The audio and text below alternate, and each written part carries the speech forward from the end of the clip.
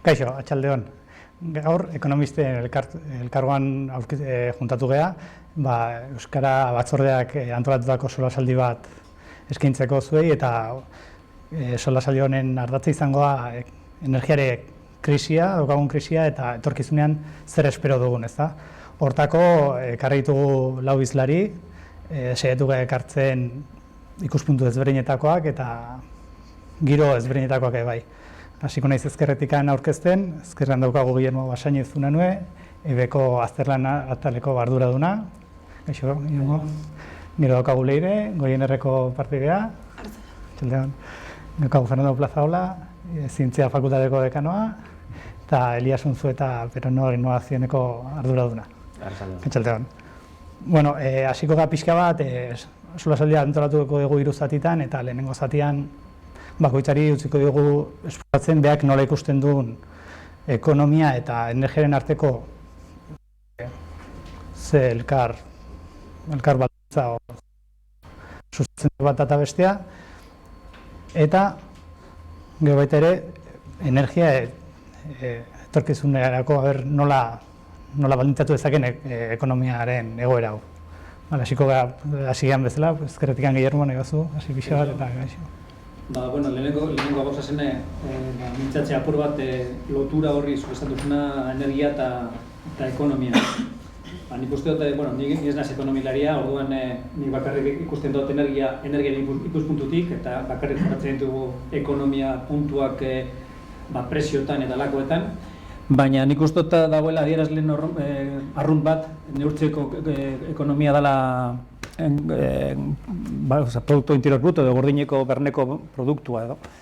Eta horrek neurtzeko suposatzen dut ekonomilariak erabileko dutela neurri batzuk eta neurtuko dituzte prozesu batzuk non ia prozesu guztietan energia da mugitzen dituen prozesu horiek mugitzen duen odola edo zuntza, ezta. Orduan alde horretatik lotura nabarmena dela.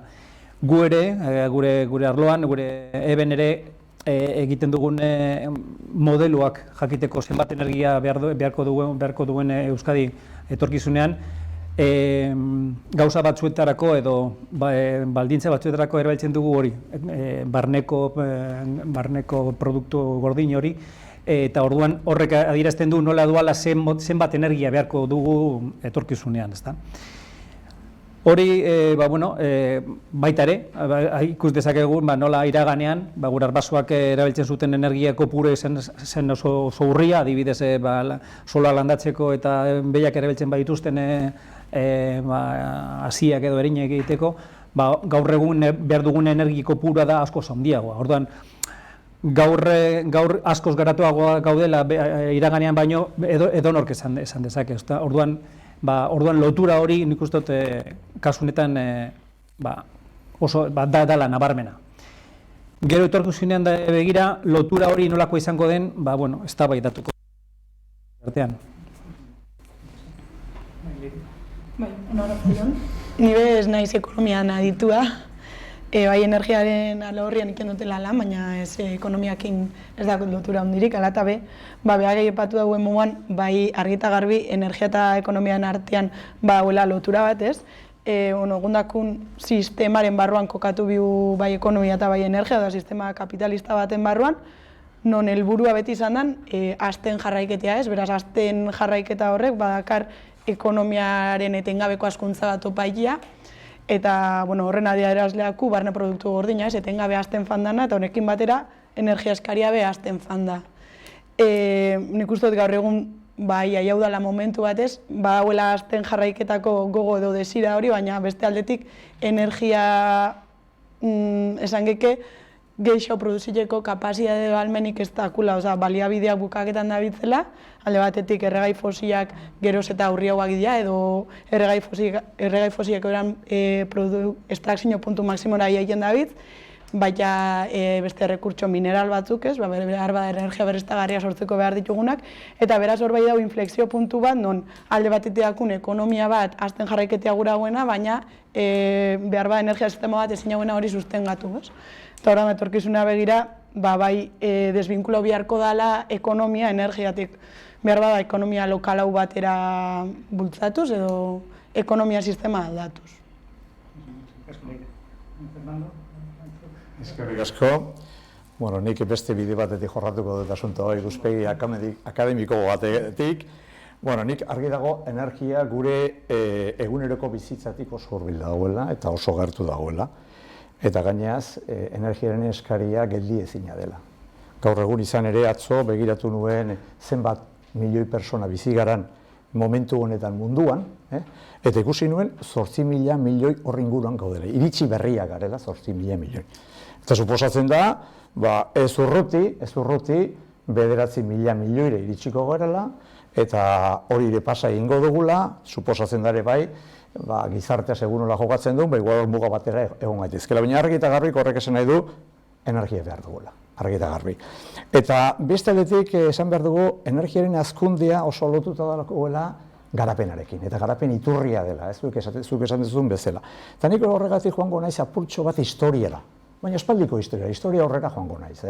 Zen noiz hasi zen azkenean energia baliabideak ustiatzeko lehendabiziko lasterketa, nik uste eta zeizela duela milioi bat urte, milioi bat sua aurkitzu zenean. Hori izan zen lehendabiziko gauza. Eta gero, horren ostean, zer etorri zen, neolitiokoa etorri zen, neolitan, lortu zena da landareak landatzea, eta animaliak domestikatzea edo etxekotzea. Horrek esan nahi du, bertan egon ziren, eta energia iturri bat izan zuten.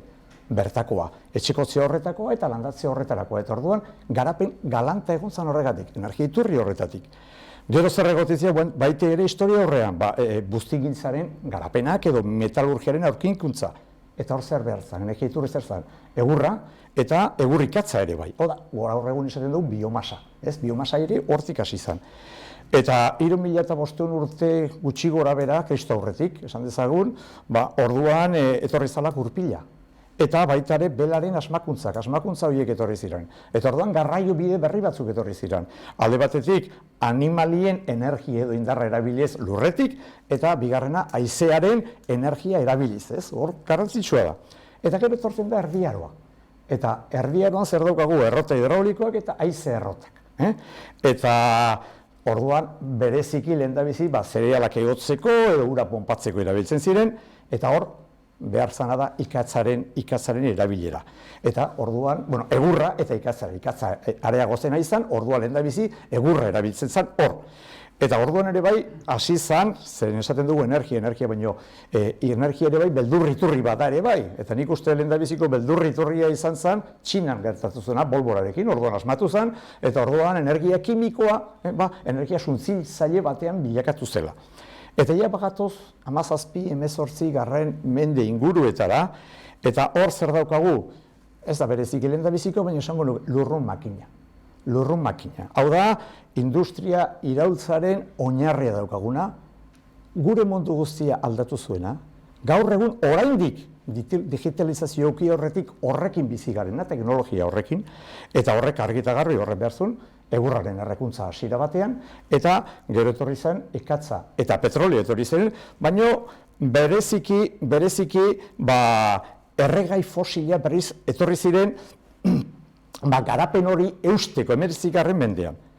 Gero etorri zen elektrizitatea eta elektromagnetismoaren ezagutzak, energia elektrikoa, mekanikoa bezala bihurtzea albidutu zutenak, eta orduan etorri ziren motorrak, korronte elektrikoa jarraituak, Edison eta jende guzti hori, eta horren ostean etorri zen, 19. mendean esango duen, otok, barne errekuntza motorra asmatu zuen, hori oso importantea, zen horrek sortu zuen, ikatzaren eskaintza baztertzea eta petrolioaren eskaria handitzea. Beharrezko izan zela. Hori da, momentu badan, ikatza atzera gelditzen dena eta petrolea hasten da. Eta hor nik apuntatu duen puntu txiki bat zen oso importantea da. 19. mendearen amaieran egon zen pertsona bat, oso frantzesa, oso interesgarria, Agustin Mutxot, eta berak, dagoeneko 1879 urtean, eguzki energia erabiltzen hasi zen. Eguzki energia erabiltzen eta orduan lurrun makina bat sortu zuen, ispilu parabelikoen bidez eta eguzki izpia kobrezko kaldara batean erasotuz edo konzentratuz. Pariseko erakusketan horrelako antzeko bat egin zuen hozkailu bat martxan jartzeko eta handik urte betera ere bai eguzkiko inprenta bat sortu zuen hori.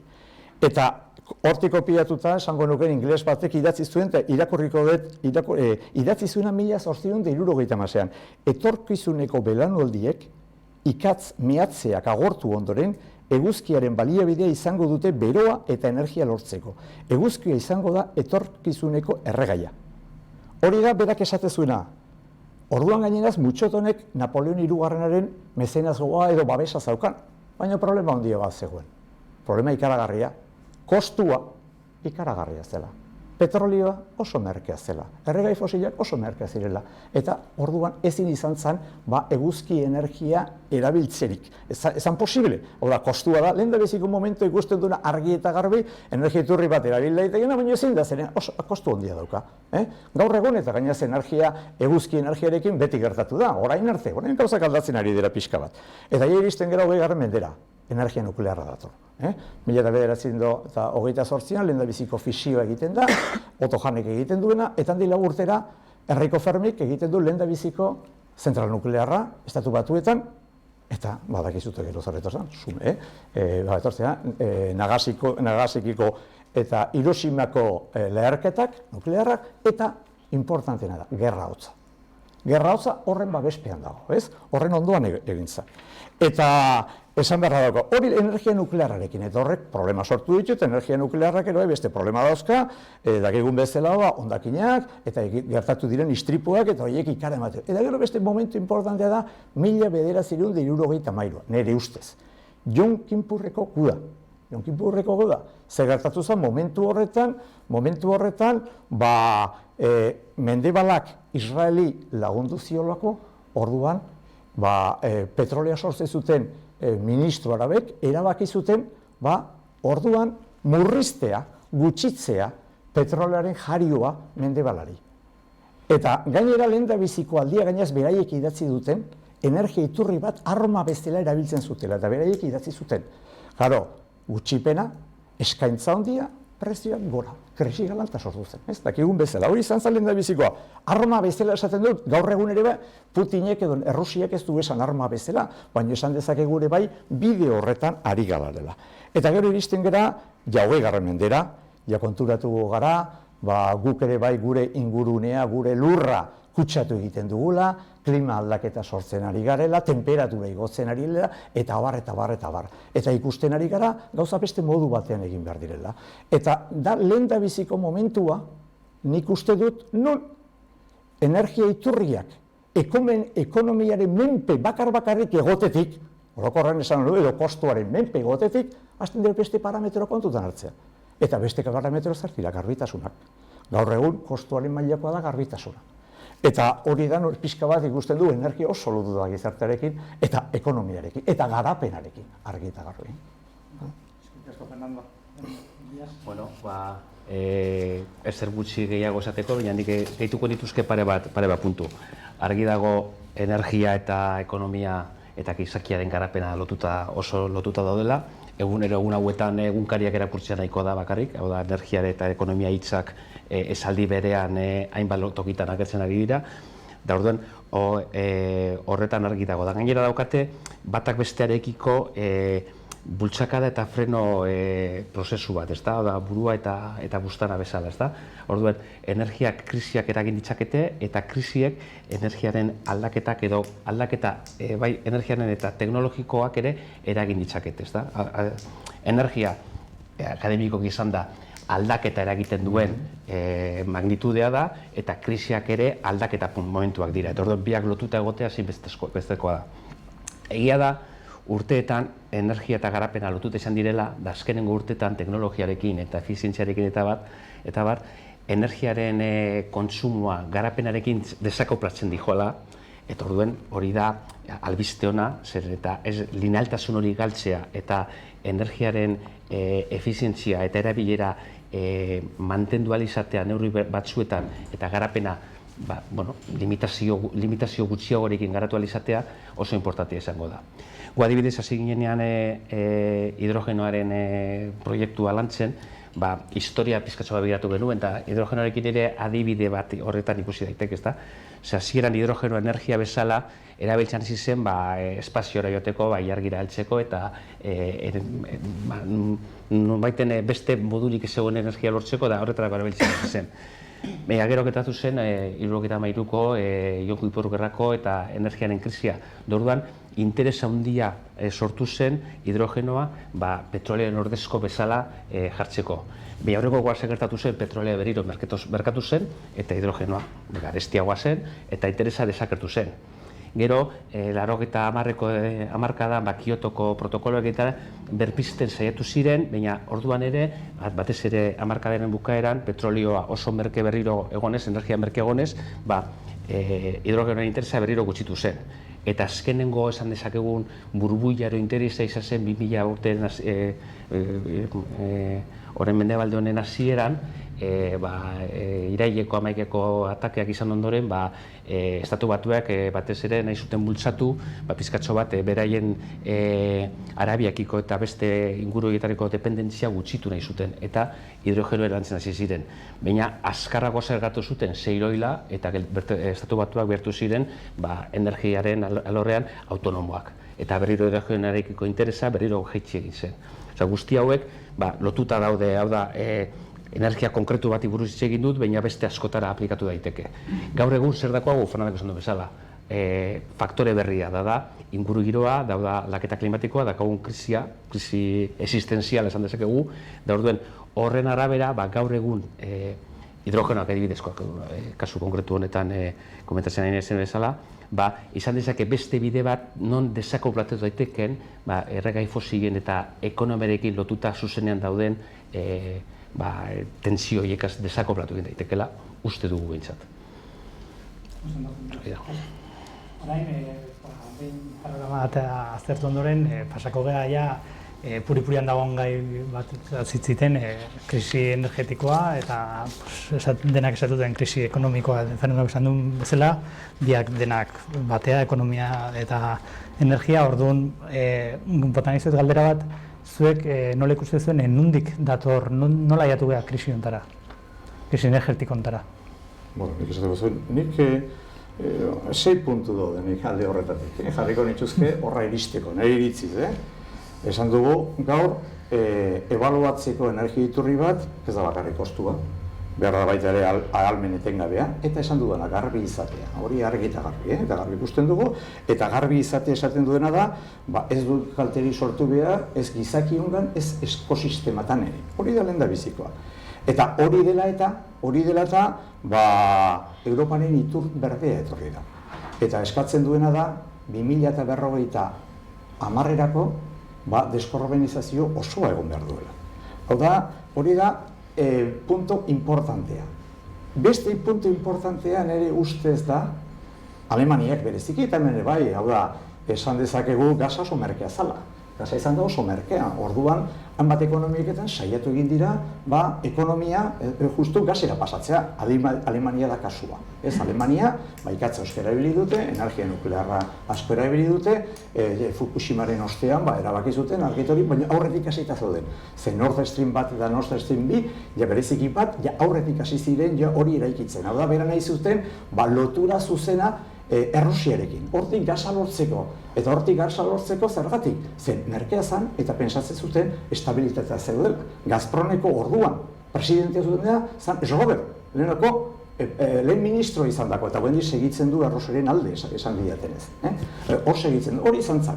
Eta beste aldetik, hau da, danak Errusiako gazaren menpe eta Europa sortzen zuen gaza kopurua gutxitzen joan zan, Norvegian ere. Hau da, gero eta gaz gutxiago dago, gu sortzen dugu, gaz gehiago behar dugu, ikatzak kendu dugu, energia nuklearrak kendu dugu, beste gauzak, eta nahi duguna gaza sortu. Hau da, menpekatasun ikaragarria sortu da horrekiko, eta horrein azalduko zaiguna. Eta gero, etorri da kopia. Kopita etorri zen 2008 batean. Orduan energia gutxiago erabiltzen genuen, orduan kostua gutxitu egin zen, baina 2008 batean uste zen, bai, bapatean, jagortik ateratzen hasi ginean, orduan eskaera izugarri handitzu zen, eta bereziki hasian. Horrek zer egin zuen, golpetik prezioak ikaragarri igotzea, izan ere 2021 batean eta 20an, dagoen diferentzia hau da 6 aldiz galestiagoa zala, 2021 batean 20an baino, esaten dut. Eta hori da lehen da bizik, hori ja sortuta dago, problema gasaren menpekotasun itzela dago. Eta orduan hori behar dugu, eta gero zer gertatzen da, etortzen da Ukrainaren inbasioa.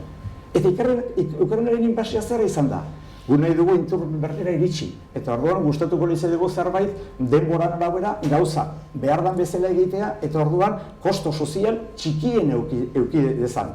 Baina gara hau bapaten edorri da, denborak aldatu egin dira erabat. Eta orduan konturatu gainera zen menpekotasuna daukagun Errusiarekiko, bereziki Europako erditik goraldea. Eta honek ja dana jokuz kanpo jarri du. Eta horrek zer sortu du. Inbasioko hori erabat ustegabekoa zela, ez zego planifikatuta, eta nik uste hor da justu transizioa 2050erako paktatua izan behar dela, ondo egin behar dela, denbora jarri behar dela, kostu sozial txikien egon daitezen, gerta ez da den orain gertatu dena honekin bezala. Zer gertatu da? Inflazioa gora. Eta inflazio ez da, ez naiz ekonomigilaria, baina inflazio ez da normalean gertatzen dena. Inflazio gertatzen da, dirua dago, eta orduan gastatzeko moduan gauden. Ez da hori, energia iturria dira, kostua gora egin duela. Hori egin duela, hala ere guri gaur egun entzun dut irratian, gobernuak ari direla, Lagardek ustek esate zuen, karo, gu nahi dugula hori buelta ematea, adibidez, lagundu gabe gizarteari, eta leheno bizia din beti bezala, eta karo, hor problematika handia dago. Eta gaur gertatu diren gauza gertatu da gaina, Nord Stream bat eta Nord Stream, ez dakiz erran egongo gara, baina nire iriziz hori da krisiaren iturria, hori esango nuke. Bai, nik uste dut Fernandok esan duen artean, krisi hori eraginak edo nondik edo iturriak edo nondik datorren nabarmenak dira. Ni adibidez, krisi energetikoa krisi hitza erabiltzea apur bat ez dut esango goko dudala. Horri dator antxinatik zuk esan duzuna Jon Kippur, krisi energetikoa, azkenean zer gaude egiten? Gaude egiten prezioak igo direla. Krisia hitze, ezin duenak ordaindu, krisian dago, baina azkenean gauza aurrezpian dagoena da prezioak igo direla ikaragarri. Orduan, zergatik igo diren hainbeste prezioak, Fernandok eman ditu arrazoi asko, baina baita ere, nik uste dut ez dugula erreparatu ze bilakera eduki dituzten prezioak, Fernandok esan dau, oso merkeak izan dira belaunaldiz belaunaldi esango nuke. Azkenengo 40 urtetan elektrizaren prezioak edo gas naturalen prezioak ez dira apenas aldatu. Orain dela 3-4 urte gas naturala zegoen debalde ia, oso merke. Horrek ze egin dau, gu guztiok, gure bizitzan normalean, gure enpresak eta zerbitzuak eta leku guztietan, ohitu gara eukitzen energi oso merkea. Orduan, inbertsioak eraginkortasunean edo efizientzia energetikoetan, jendeak edo enpresak ez zuten hain erakargarri ikusten, ze etekinak ez zen hain nabarmena. Horren ondorioz, jendeak euren energiaren beharra handitu da pilo bat, eta gero, heldu da momentu bat, non ezin gara bizi energi barik.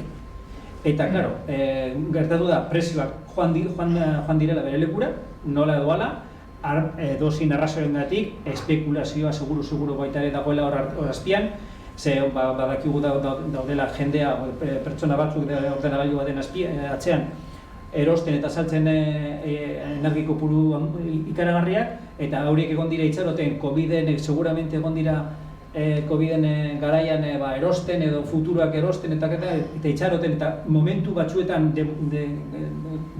diru pilo bat galtzen, baina heldu da momentua, non daude irabazten dirua mordo bat. Orduan, uste dut arrazoiak da pilo bat, baina ni baita ere pentsatu nuke hor dagoela nola edoala bilakaera ekonomiko, ni ez naz ekonomilaria, baina ekonomilari batek eke esango zuen. Hor da oreka bat edo elkartzen dira eskaintza eta eskaria, ezta? Eta elkartu dira hor, edo zein arrazoien horien Fernandok esan duenengatik, eta horregatik da. Esan diote, gero erro bota ezaikugu Ukrainari eta Kiserori, baina da azkenean da, besteak esango zuen bezala, es la economía amigo, goretzen duzu rato que esaten zuen, es la economía, el mercado amigo. Orduan, hori da el mercado, kasu honetan. Eta nik ez dut gogoko krisi hori hitzaz, ezken finean eztabaida baino lehen esan dut, badirudi krisi hitza badagoela lotuta gaixotasunarekin, eta gaixotasuna dagoenan egon behar dela sendagai edo pilulen bat hau arintzeko, ezta? Eta kasu honetan ez dago. Kasu honetan, esan dut, bilakera naturalak kuarten baldin bada prezioarena, itxaron beharko dugu, eta pairatu beharko dugu prezio altuak jaitsi arte, edo oreka hori lortu arte. Ez dakit nolako, nik ez dut ikusten krisi horren eraginak, ze sortu duen krisi horren atzean, ez dago hain argi hori horren kontra egiteko. Nik pizkatxo bat hildo horretatik jarraituta, nik esan nuke ere bai, gaurko egoera eta normalizatu dezagun pizkatxo bat krisi hitza, ez da katastrofea da, krisi bat, aldaketa momentu batean daude. Nik uste dut, bai gu dago eta bai COVID baino lehenago hasia dagoela. Ze, Yom Kippur gerraketatu zen momentu hartan, momentu honekin konparatuta oso desberdintasun importantea badaukagu. Bueno, bi, alde batetik izan dezakegu kontzientzia soziala, aldaketa klimatikoen hori, baina hori da, nahi pizka bat lokalagoa edo Europa ingurukoa alde guztietan etxe egiten horri buruz, baina batez be, Europan mentxete lidergoa eramaten dugu gai horietan. Baina beste bat importanteagoa dago. Sasoi hartan ez zegoen Asia orain dagoen bezala. Ez zegoen Txina, ez zegoen India, ez zegoen Vietnam. Gaur esan dut adibidez, Vietnamek ja Txina baino azkarra joazten ari Asia dagoela. Hori ez zegoen. Gerra honetan adibidez, Errusiak prezioen egoeranekin, Asian sartzen duen gasarekin eta petrolioarekin, lehen irabazten zuen hainbeste edo diru gehiago irabazten ari dela, esaten omen dute. Hau da, egoera ezberdina munduan geopolitikan Europa txikiagoa da lehen azena baino, askoz txikiagoa. Eta orduan, ezin dugu desbideratu Europak bereien erabakiekin lortu izan duen edo heldu den menpekotasun egoera eta orain arte gertatzen ari den puntua. Ze lehen adibidez berak markatu zezakeen munduan zehar gertu daiteken eta azken finean 73ko krisia pasatu zen, baina momentu honetan Europak egin duena izan da bere energia beharrak externalizatu, karbonoa kanporatu, bertan inbertsioak gas naturalean eta beste hainbat energia iturritan ohikoetan gutxi batez ere, baina baita ere berriztagarritan inbertsioak gutxitu eta menpekotasun horren ahultasuna handitu egin da azkenengo urteetan. Eta Rusiarekiko dependentzia oso. Baina ezberdintasun printzipala da Asia dagoela, da lehena ez zegoen. Horrek ematen du puntu kritiko bat behar bada historioan orain arte Europa mintzatez bizi ez izan duguna. Ze Amerika badakigu pizka bat bere, Ipar Amerika nahi dut, bere bidaiki diola, berak erreskursoa ditu, da beste politika, bentsete akzio horretoko beste politika bat daukate. Baina pentsatu behar dugu, da gainera Euskal Herria adibidez lokalera ekarrita, nahiko inguru txiki industrializatua, leto intensiboa, eta Europarrok ez gara beste batzu baino gaiztoagoak, baina kolonizazioa ondala urte hasi zen, hemen errekursorik ez genuelako. Ez genekoan ez energiarik, ez materialik, eta munduan zehar zabaldu behar zen ginen, lapurtzera, esan dezakegu. Baina egoera gaur egun, nik uste dut puntu ezberdina duela, munduaren gravitate zentrua Asian mugituta dagoela, eta hor ikusteke dago nire iritziz, Europan planteatu izan ditugun eta planteatzen, nahiko konbentsitu eta planteatzen izan giren gauza asko, berpentsatu behar ote ditugun edo ez. Lire, zu? Baina aduz nau, egundakun krisi energetikoa ez dela oin sortu den zerbait, ez? Nik uste dut azken hamarkadetan hainbat ikerlarik, CSIC-eko ikerlariak adibidez edo IPCC-ko hainbat informetan behin baino gehiotan adierazia hauia egundakon sistema erregai fosiletan oinarrituta dauen momentutik bukaera badakon sistema badala, beraz hor badau krisi energetiko ekonomiko bat aurrez aurre ikusita, oin arte behar bada kasu handirik esako nahin, komodidade baten edo sartuta ginelako. Bai, izan dian gatazka geopolitikoen bidez, krisi energetiko hau azeleratu injala, nik esango nahike, bai mundu edo, mintzat, iparraldeko herrialdeen arazo globala ala ez, egun Txina edo Vietnam aipatu duzu, hasten dabitzela baina nahiko potente, nik uste dut arazo berdinakin aurkituko diala, mundu mailan petrolearen estrakzio pikoa 2028rako aurre ikusten da, gazana 2030 ingururako, hortik aurrera dana beruntz joango dela aurre ikusten da, beraz, krisi energetikoa bai aurretik datorren zerbait da, behar bada ez duguna ondo aurre ikusi, ez dituguna neurri egokisak hartu aurrez ez, eta oina prueba eta rapo eskula a kontrapie edo esaten dena, ez dakit euskara nola esaten da. Barkatu. Zehaztasun txiki, ez dakit zer ikusunekin. Definizioan, beti egiten dugu krisi energetikoaz. Krisi energetikorik ez dago. Lurrera etortzen da energia pilo bat. Eguzkitik etortzen zaigun energia, ordu betean da, mundu osoa behar duena. Ez hori ordu betean iristen da. Problema ez da, energiaren bilakaeran. Edo bilakaera horren kostean, askotan aztu egiten gara, baina hori horregatik bakarritik asunto definizio txiki bat. Behin pixat aztertuta nola jatu gehan krisi honetara. Nola ikusten duzu daukan eragina bai ekonomia mailan eta bai nik remarkatuko nuke gizarte mailan. Ze orain arte itzin dugu itun berdea, itzin dugu garbitasuna, baina ez dugu asko itzin gizartean errealitatea gaur egun nola eragiten nahi dan. Orduan, nola ikusten zuen zer eragiten nahi dan hau gaur egun bai ekonomian eta bai gizartean. Ni hasiko naiz. Alde batetik argi dago, bakoitzaren bizitza personalen eragin zuzena du, hainbat gaur egun momentu honetan enpresa asko batez ere energia kontsumitzen duten enpresa asko beraien kontuak ez dira ateratzen, eta momentu honetan hainbat milaka persona eta milaka enpresa daude pentsatzen aber noiz pasatuko den, zer aguantatu dezakegun eta diru eske. Hori argi dago, baina hori limite bat dauka. Ni gehiago gehitu nahi duke arazo soziala ere sortzen dela hor, hau da.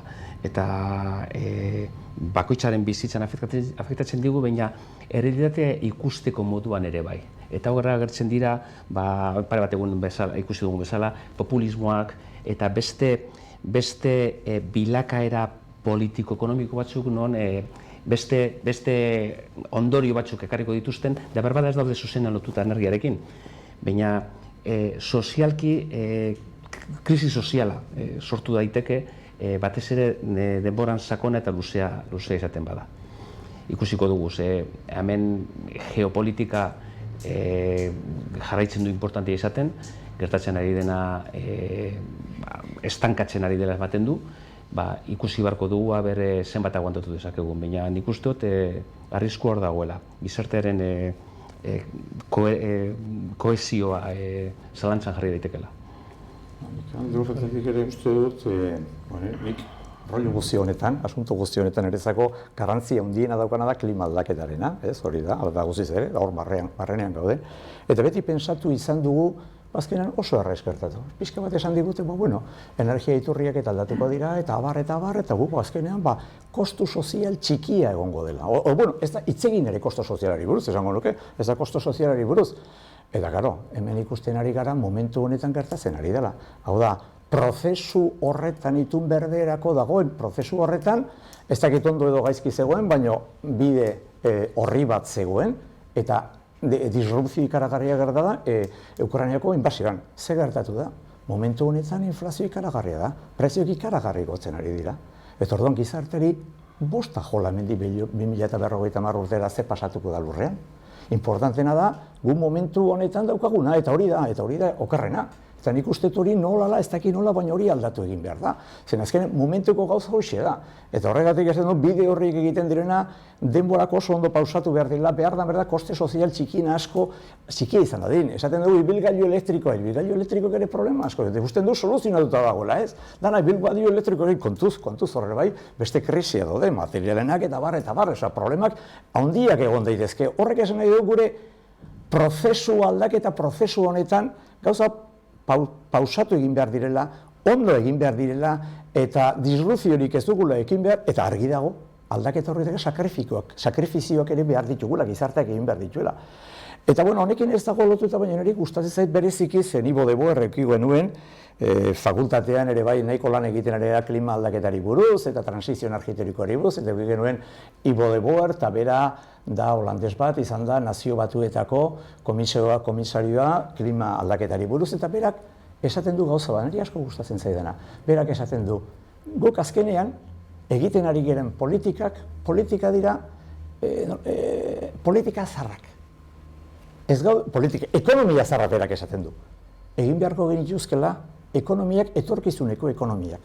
Gu azkenean partxeatzen ari gara, betiko gauzatzen bueltan ari gara, gora eta bera, azkenean, Jonkinpurrekon gertatuko, hemen berreina daukago, baina ez gara konturatzen, mende horren amaieran, lur planetan egongo den populaziotik, bitik bat beltza izango dela.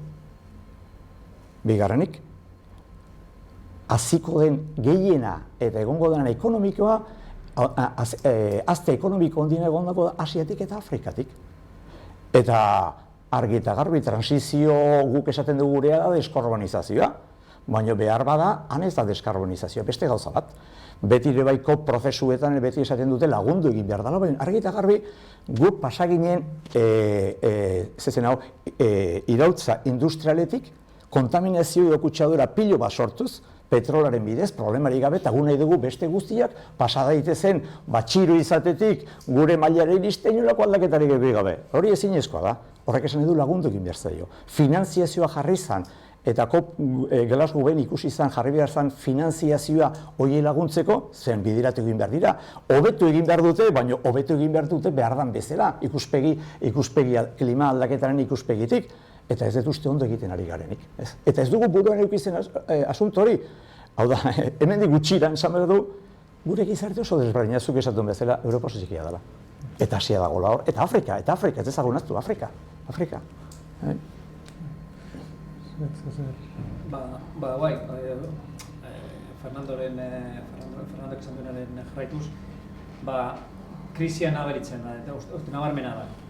Guk ikusten du dauz termino batzuk orain erabiltzen direla, pobrezia energetikoa eta lakoak. Horren termino horien atzean, esan nahi dut badabilela jendea, ezin duela, ez dekola nahiko diru ordaintzeko edo heltzeko behar den konfort horretaraino. Hori da gaur egun badu enpresa baita ere, euren energiaren kostuak handitu dira pilo bat, eta jendeak kalea eramateko arriskutsuan daudela, eta bar. Hori da gaurko arazoa, eta gaur arazo horri egin beharko dugu frente, baina baita ere dekogun aurrean, Fernandok esan duen da, transizio energetikoa. Eta transizio energetikoa hori, deskarbonizazioak berak aipatzen duen moduan, horrek eragin itxele eukiko dau, eta batez ere Euskal Herrien eta Euskadien bertan ere. Guk horrek esan nahi dau, transizio horretatik kanpo geldituko dira jende pilo bat, enpresa pilo bat eta diru iturri bat dela oso importante euskalintzako. Orduan, transizio horretan lantzen da, jendeak edo aztertzen nola egin dezaken transizio zuzena, transizion justa ditutako. Hor esan dizu denez, hor egongo dira, arrasa, pentsan dezakegu 2050an ez badago erregai fosilak, espero, agian badaude enpresak ez daukate zereginik urte horretan. Orduan egongo dira langile batzuk, ez dutela eukiko lana urte horretan. Orduan, gaur, eta hobeto izango bazan atzo, zen momentua prozesu hori aurrez aurre eramatea eta pentsatzea zelan egingo dugun aldaketa hori, transizio hori gure gizartean. Gero orain krisi energetikoa da gauza oraingoa. Orduan hori aurre egin ditzakegu, ez dakit diru laguntzekin, ez dakit zer halako partxekin esan duzun bezala, baina gero importanteena eta larriagoa dela da zeingo dugun epe laburrean edo epe ertainean. Hori da krisi honen galdera eta erantzun zailena izango da hori. Zelan jorratuko dugun transizio hori. Hori da ni kezkatzen nauen gehiena krisi hau baino. Naiz eta krisi importante izan, Ez, esan duzun asuntoarekin ikusten askotan kezkatzen hau. Adibidez, autoak. Hau da, automozioko klasterra daukagu. Hemen autoen komponente ikaragarri egoten dira, baina errekuntza motorretarako. Eta argi dago, justu ibilgailu elektrikorakoa zela, argi eta garbi. Ez dakit hori nire galdera da, da, gure klaster hori enpresa asko hartzen dituenak, argi eta garbi aldaketa ikaragarri bat eduki behar du. Argi eta garbi, ez dakit egiten ari den, hori ez dakit, baina argi eta garbi zen, bestela iristen gara 2025-era, eta hor lanean dauden hainbat behargin, ja ez dira egongo. Argi eta garbi, eta hori prozesu guzti horiek, ez? Hori, eta horrelako badauzkagu. Alare, alde horretan ere bai, interesgarria da autobusekin gertatzen ari dena. Zen autobusak Irizar eta zezena bestean, esankoet? Bai, ez. Horiek egiten ari dira autobus elektrikoak. Baina, claro, autobus elektriko horiek gainera bultzada bat dago udaletxeetatik eta gauza guztietatik nolabait sortzeko eta erosi egiten dituztelako, hau da, bertako industriari lagundu egiten diote. Eta nik uste hori da importante. Automozioan berriz hori ez dago. Daukagu komponenteak, ez dago zerbait egin dezakeguna eta orduan leku bakoitzetan lagundu daitekeena. Eta orduan paradigma desberdina dira, azken gauza berdina, zen autobusak elektrikoa edo kotxe elektrikoa, baina diferentzia ikaragarria. Pizka bat hortik jarraituta da, nik inguru industrialetik hitz eginez eta pizka bat animatzeko ere, ematen du hemen funeral baten gaudela eta pizkatxo bat ikustote etorko zenari buruz eta zelan planteatu daitezken egin beharrezko gauza praktikoak, errealistak eta zuk esan duzu bezala era kontrolatu batean, gure ikuspuntua eta hainbat automozio klasterrean eta baite beste hainbat klasterrean Euskal Herrian ikuspuntua prezeski hori bera da. Hau da, deskarbonizazioa gertatuko da. Gu izango gara, horren ikusle pasiboak edo deskarbonizazioa aprobetxatu beharko dugu gure industria edo gure baliabideak eta komponentistak lehena eolikoarekin gertatu zen bezala edo potentziako elektronikarekin gertatu den bezala, hemen Euskal Herrian hainbat garapen oso indartsu eta potenteak egin dira ondela urte batzuk, eta orain deskarbonizazioa edo prozesu, transformazio energetikoen prozesu honetan sartuta berburu belarri egon behar gara, ze bestela, gure kasuan hidrogenoaren alorrean gabiltza lanean, gu nahi duguna da elektrolizadore batzuk ipintzea. Erosi ditzakegu Alemanian, da seguramente erosi ditzakegu Txinan ere bai, da merkeago gainera, lau aldiz merkeago, referentzia bezala. Nahi duguna da, bertan, Euskal Herrian, Espainian, hau da, pizkatxo bat, regionaltasunare pizkatxo bat begia hondiekin begiratu behar da, industria, teknologia, ahalbidea garatu, ze gaur egun bielak eta egiteko dagoagun esamendu bada dagoagun enpresen eta dagoagun komponentisten hemen oso gaitasun handia ditugu Euskal Herrian, aprobetxatu behar ditugu transizio horretan egiteko. Laguntza publikoak autobusentzat ere bukatuko dira. Hau da, zan dut, autobusak ere flota oso aldatzeko udaletxeak ezin izango du lagundu. Da orduan orain ondo dago, ze gainera hori egin behar da, pilotuak egin behar dira eta saiatu behar gara prozesuetan aurrera egiteko.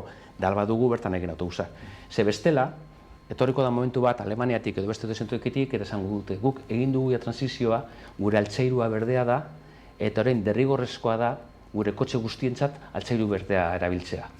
Eta orduan zuek altzairua, zuek ez duzu egiten berdea, sentitzen dugu, baina merkatutik kanpo zaude. Da hori da ezin duguna onartu. Gogora dunez beste autobusa marka fabrikat, kafe ere, ez bakarri trenak ere, guantxo bat, Irizar eta kaf dira, Ni ados nago esan dagoenakin ez, etorkizun nahiko laburrian ekonomiaren birlokalizazio bat edo egongo dela, edo egon beharko dela, ekonomia lokala sustatu beharko dela, baina nik ez dut uste egundakun ekonomia maila hau manteniu gehikenik, ez? alde batetik energia baliabideik ez dakulako eta ez dalako jasangarria bez. Beraz, bai ekonomia lokalagoa beharko dugu, baina beste ekonomia eredu batzu beharko ditugu. Behar bada, atzera pauso bat emunda ez? Ez energiarekiko hain lotura handixakakoinak edo ez behintzat energia elektrikoakin hain lotura handixakakoinak. Osa, nik uste dut hor bai atzera pauso bat behar dela, eta ez betik askuntza ekonomiko eta teknologikoa ez dela betik, nik uste betik egokixadanik. Eta hor, atzera pauso bat emotia eta energia kontsumoa murriztea, nik uste dut importante izango dela etorkizun nahiko laburria. Ja, komentatu duzu ja pixat, krisiontaktik nola pixat atera, adibidez, Leirekoain komentatu duna, Eliasek komentatu duna. Berriztagarriak ikuste dituzue salida bezala baita irtera bezala krisio honi edo epe luzeragoko zeo zer bezala ikusten duzue? Nik esango nuke gaza gainez hor pozik egun beharko gintezkela. Ze neguen hemen daukat apuntatuta IPCC-ren azkeneko, seigarren txostena atera duena, Working Group 3 esaten duena, eta ze gertatu da azkeneko 2010-tik 2020-ra. Hau da, kostuan azkenean. Azkenean, eguzkitiko energiaren kostuaren gutxipena izan dela dokumentu horrena 185. Eta eolikoaren kasuan 155. Eta litioi baterietan, beste problema daudere bai, 185. Eta hori pozgarria da bideo horretan. Claro, berriztagarriak argi dago oso interesgarria eta bideo horretara joan behar dugu. Claro, problema txiki bat daukagu, edo ondia. Guk ez daukagu elektrizitatea gordetzeko, biltzeko, metatzeko aukera nahiko genukeena. Eta hori problema ikaragarria da. Gaur egun egin dezakegu energia berriztagarriez, elektrizitate pilo bat, baina berti muga daude zen ezin dugu gorde, ezin dugu pilatu. Eta horrek esan nahi du, atzeneko behar duela beste energia mota bat. Eta hori da problema, eta nik uste itun berdean eta esatean Europak esan duena, badibidez nuklearrak eta gasa berdea direla, argi dago ez direla berdea, baina azkenean transizio hori egiteko, eta gainaz Europan bi eredu daude alde batetik, hori argi dago, Alemaniarena eta Frantziarena hor kokatzen dirare bai, ez? Baina problema da, berriztagarriak argi eta garbi horretara jo behar dugu, aldan gehiena, nire ustez, baina oraindik buja daude, eta nik uste inbertsio ikaragarria egin behar dela justu biltegiratzean eta asunto guztietan. Eta Euskal Herria, erkidego autonomoan Bilipin eta Nafarroan ere bai egiten ari da lan asko, zentru desberdina daude, hor ikertzen ari da, baina bendik urruti gaude. Eta entzun du gainera, momentu honetan usteet, igual zu jaingo zu hobeto Iberdrola jarrai duela, edo jartzekoa dela, oizen azpian, horko dauna izerreten, biltegiratze sistema primario bat eroa jarri behar dola, eta hori nik usteet bideo oso honean dihoala. Gainera, hemen galderari erantzun zuzena, energia berriztagarriak noski beharrezkoak izango direla, da horretan jardun behar dugu. Eta arazo batzuk Fernandok aipatu ditu. Dena den, nik momentu otxo batean nahi nuke energiaren atributoi buruz hitz egin.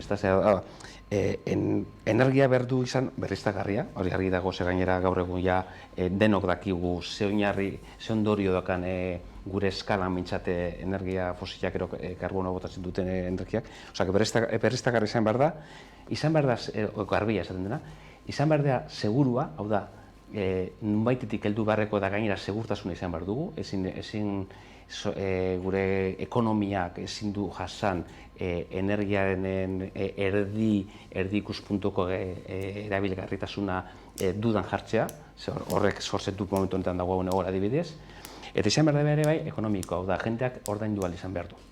Da biak, hirurak elkarrekin izan behar dira energia jasangarri izateko. Oda, berriztagarria hitz potentea, importantea da, baina jasangarritasuna importantea da. Da hiru oinarri egiten mantendu behar da, edo nik uste dut mantendu behar dela.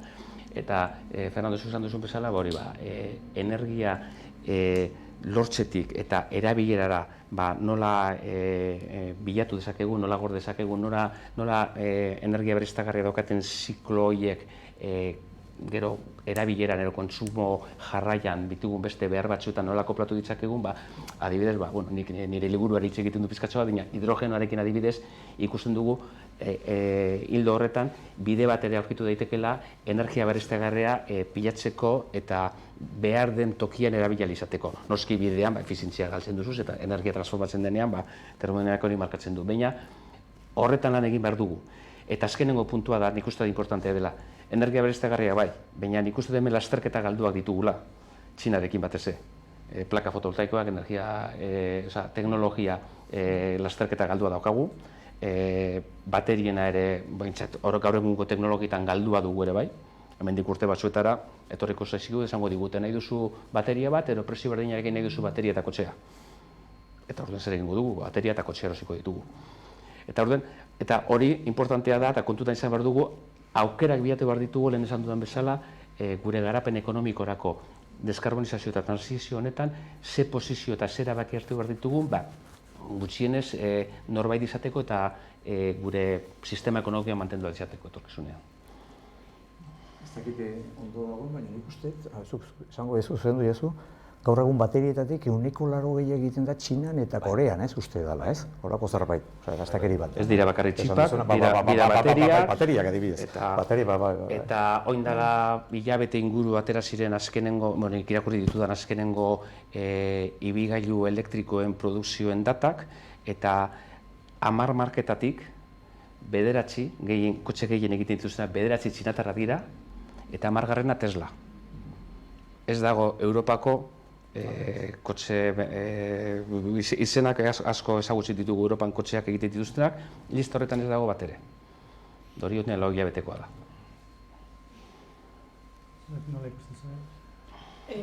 Bai, ni ados nago etorkizuna energia berriztagarritan oinarrituta egon beharko dela, ez hori izan beharkoa edukiko dugun energia iturri bakarra, nik uste dut.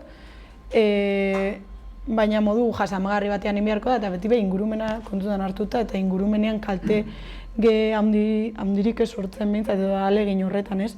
Nik uste dut ez dela zilegi bez ditugun lur danak plaka fotovoltaikoz estaltzea, ez? Energia sortzea aldera, nik uste dut hor oreka topatu beharko dela.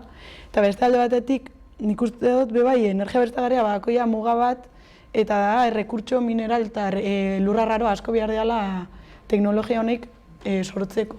Eta teknologia errekurtso mineral honek eta lurra raro honek erateko egun erabiltzen da energia kantidade asko, normalean petroleotik datorrena, eta nik uste dut hor azkenean erruera baten sartzen garela ez.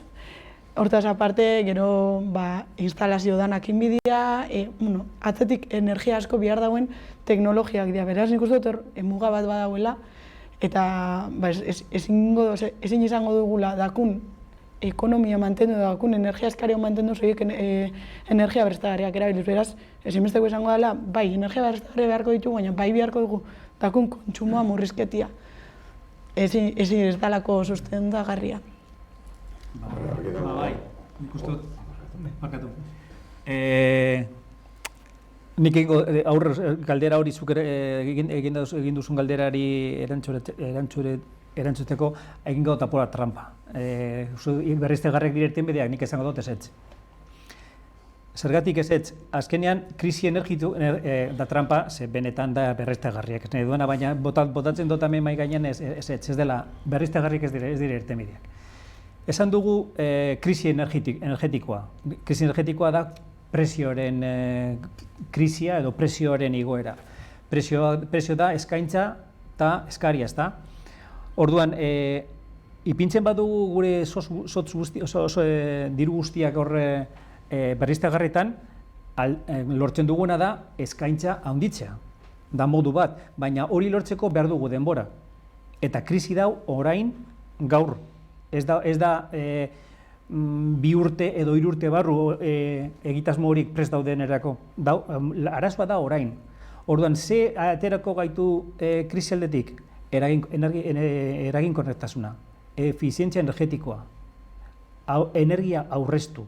Aurrezten badugu energia, eskaria jaisten da zuzenean eta prezioa jaitziko dira zuzenean. Zezken finean,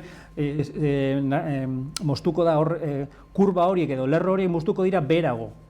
Orduan, lehenengo lana, iberdugun lana da ikustea zenbat energia benetan behar dugu gure bizitzan edo gure prozesuetan. Gehien behar duguna da, herri, Euskadi, finai jarri. Prozesuetan, etxe bizitzetan, zerbitzuetan edozein arlotan. Eta zenbat, benetan zenbat energia behar dugun prozesuak aurrera emateko. Non aurreztu ditzakegun, non daude horre kaleratze edo airera botatzen ari garen energia non berreskuratu dezakegu, energi hor agertuko da, energi ekonomi zirkular hori, eta behin eta, egin behar dugu, egin aldezakegu, lehenengo, pentsatu zer egiten dugun txarto, non galtzen dugun energia, agian mendekegu pilo bat argi piztuta, agian argiarekin nahikoa da, hori izango zen lehenengo pausua, bigarren pausua aldatzen baditugu argi hauek eta ipintzen badugu leda, dena delakoak, egiten dugu prozesu bera, egiten dugu gauza bera, irakurtzen dugu gauza bera, baina energia gutxiago erabiliz, eta hirugarren pausua izango zen, prozesua bera aldatu. Adibidez, zergatik irakur behar dugu edo gaur egin behar dugu gauez, edo erdi gauez elkarrizketa hau, eta ezin dugu egin hor plazaren erdian eta argiarekin, hori izango zen prozesua aldatzea. Pausu hori, guzti horiek, behin eta berriro eginez ostean eta beste buelta eman, orduan bai jakiko dugu zenbat energia behar dugun. Orduan bai gai izango garen, pentsatzen zelan lortuko dugu behar dugun energia. Orduan justu hor izango da berriztagarri momentua, eta ez arinago. Gaude denbora guztiak gaude pentsatzen, guk daukogun baldintzak edo gure gauzak edo gu behar dugun energia beste modu batean lortuko dugu. Eta hori ez da bidea, zelerek dau denbora guztia esaten gauza bera. Jarraipen edo konportamentu horregaz ez goaz inora. Eta gainera, horri dau lotuta lehiakurtasunarekin. Eta hori agertuko da, eta orain arte esan dugu, erabili ditugu hitzak izan dira, energia, ekonomia, baina gero, ekuazio horretan sartu beharko dugu beste aldagai bat, dala isurketak. Eta isurketak aldatzen du, agertuko den paradigma hori. Orduan, hazkunde hori eroa, lehirik esan duen moduan, ez gaitu eraman inora. Horrek ditu nahi duke, esan duzuna egia da, ze gainera energia asko gastatzen dugun enpresak eta siderurgiak eta hainbatek esango dute gauza bera, efizientzian lanean urte asko daramagu energia merkeago izan arren, gure lehiakortasuna horren menpe dago. Eta orduen, izan bizi edo ez biziko asuntua da, eta orduen horretan beti izan dugu lan egiteko. Eta sozialki horretan gauza asko aldatu daitezke da. Eta gero beste puntua egitu nahi duke bai, pizka bat igual agnostikotasunare behar dugula. Hau da, berriztagarriak hor daude, eta bedein bide izango dute, da bete behar dira, baina ni bintzate teknologiaren defendetzailea sentitzen naiz, nik uste teknologia oso askotan lagundu digula, eta pizka bat nik ikusten dudan etorkizuna pizkatxo bat multienergetikoa da. Hau da, pasatu dugu sasoi bat ikatzarekin, gero petrolioa, gero gasaren laburagoa izan da, orain berriztagarriak adiriak garatzen, eta bar, baina nik uste gaur egun, da gainera ekonomia zirkularrarekin notu nahi nuke, behar duguna da aukera guztiak aztertu. Eta gainera oso zintzo aritu, zeren eta ez dugu zozer lortzeko behar dugun energia ez da izan behar lortzeko, hainbestekoa ez gara parra gertatu behar. Hau da, berziklatu behar dena berziklatu behar dugu, berabila behar duguna behar dugu, eta ordezkatu alduguna ordezkatu. Baina guztiak batera, nik ustot ez dagoela soluzio bakarra, ezin izango dugu ez epe laburan, ez epe luzean jakin oso ondo nora goazen, baina alde guztetik mugitzen ezi behar gara, eta ezi behar da, nik usto pizka bat, prueba error, esaten den bezala erderaz, pizka bat, landu behar dira, pilotuak egin behar dira, aukerak egin behar dira, eta apustuak egin behar dira. Ze pizkatxo kuixatik kanpo pesatu behar dugu askotan, eta energian ez gaude inaituta hori egiten. Beste teknologietan eta beste askotan egiten dugu, energiaren laurrean ez da raza, baina pizkatxo bat egin behar dugu nik uste. Komentatu nahiko nuke, justu gauza interesgarriago dauzo. Ni ez nago erabat adosturekin asunto horretan, nik uste dut argi eta garbi hori egin behar da, hori derrigorrezkoa da. Hau da, efizientzia optimizatu egin behar da, baina hori krisi egon edo ez, beste asuntogatik. Eta baina beste aldetik nik uste dut ez gelela mugatu behar Euskadira. Gau problema zabalagoa da. Eta saiatu behar gera alde batean eta bestean gauzak egiten leku bakoitzean behar dan bezala. Zerengu mugatzen balin bagara ona. Ez dago zer eginik, hori zabalagoa izan behar du. Eta esan duzu, problema da momentu honen prezioko solto dira. Preziok hori egindare bai horrek denbora behar du, argi eta garbi. Hau da, gure etxeak berritze eta hori. Eta ez dute itxarongo. Problema da neguan, problemak ez bakarri prezioarenak, baizik eta gazaren mugak egongo dira, zenbalekotan ez dira egongo. Osea, problema oso komplexua da. Eta gainera, nik uste dut beti lana egin behar dugu berriro esan duelan bezala.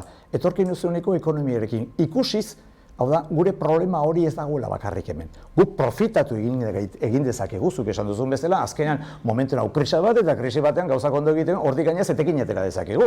Eta hori esaten ari garena, Europak bateriekin ez ditu gauzak ondo egin eta momentu honetan ez dago kotxe elektrikorik eta hori aurrera egin behar dugu. Baina problema nik uste zabala izan eta beti buruan eduki behar dugula ez gera lagu bakarrik. Eta Europan ez esan Europa bakarrik, esaten Euskal Herria eta Europa bakarrik.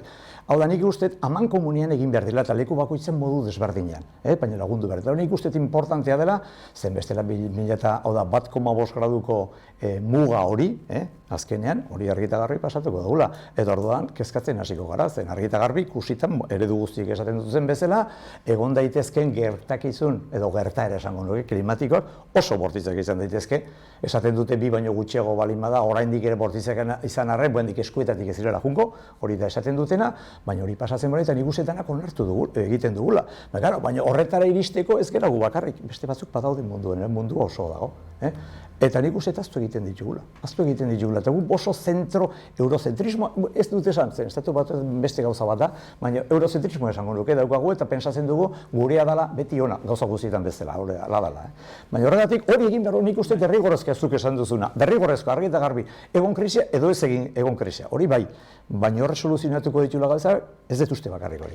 A ber, esaten dudanean, ados nago, merkatuak dira globalak, zen nahi dute, berezik orain gainera.